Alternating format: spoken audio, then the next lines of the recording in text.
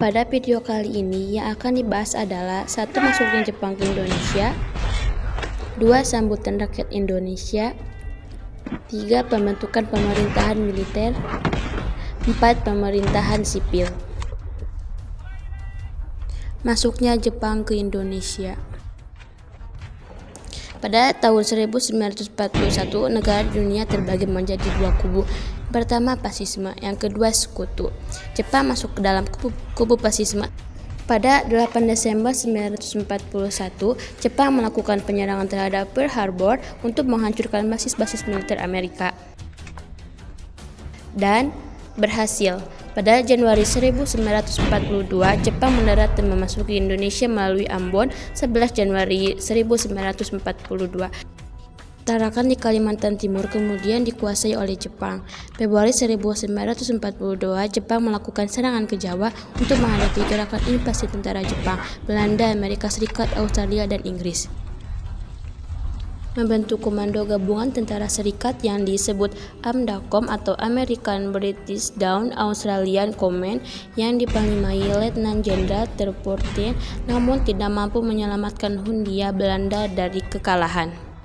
1 Maret 1942 dipimpin oleh Jenderal Imamura, Jepang berhasil mendarat di Banten, Eretan Wetan, Indramayu, dan sekitar Bojonegoro. Maret 1942, Batavia jatuh ke tangan Jepang. Akhirnya pada tanggal 8 Maret 1942, Jenderal Terporten atas nama Komandan Pasukan Belanda atau Sekutu menandatangi penyerahan tidak bersyarat kepada Jepang yang diwakili Jenderal Imamura. 2. Sambutan rakyat Indonesia. Propaganda Jepang telah masuk ke masyarakat Indonesia. Kedatangan Jepang di Indonesia pada awalnya disambut dengan senang hati oleh rakyat Indonesia.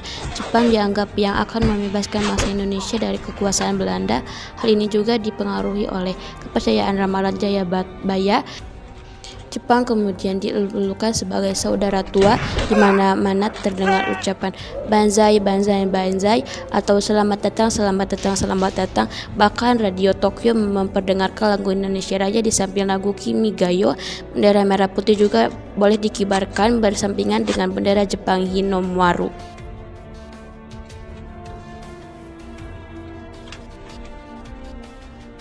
Tiga, pembentukan pemerintahan militer. Wilayah bekas jajahan Hindia dan Belanda dibagi menjadi 3 wilayah pemerintahan militer. 1. Pemerintahan militer Angkatan Darat Tentara ke-25 Tommy Sudan untuk Sumatera Pusatnya di Bukit Tinggi. 2. Pemerintahan militer Angkatan Darat Tentara ke-16 Asamu Sudan untuk Jawa dan Madura pusatnya di Jakarta. 3. Pemerintahan militer Angkatan Laut Armada Selatan kedua untuk daerah Kalimantan, Sulawesi, dan Maluku pusatnya di Makassar. Berdasarkan Osamu Seirei, jabatan Gubernur Jenderal pada masa Hindia Belanda dihapuskan. Diambil alih oleh Panglima Tentara Jepang di Jawa. Pejabat pemerintahan sipil tetap diakui kedudukannya asalkan memiliki kesetiaan. Badan-badan pemerintahan dan undang-undang di masa Belanda tetap diakui secara sah. Untuk susunan pemerintahan militer Jepang, 1. Goseikan atau Panglima Tentara yang kemudian disebut dengan Seiko Shikikan, Panglima tertinggi sebagai puncak pimpinan. 2. Goseikan, Kepala Pemerintahan Militer. 3. Goseibu, yaitu koordinator pemerintahan dengan tugas memulihkan ketertiban dan keamanan atau semacam gubernur.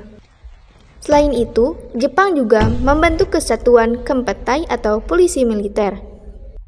Keempat, pemerintahan sipil. Menurut Undang-Undang Nomor 28, struktur pemerintahan dibagi menjadi: yang pertama, SHU atau Karesidenan kecuali Kochi Yogyakarta dan Kochi Surakarta. Kedua, SHI atau Kota Praja. Ketiga, Ken atau Kabupaten. 4, Gun atau Kawedanan. 5, Son atau Kecamatan. Dan 6, Ku atau Desa dan atau Kelurahan.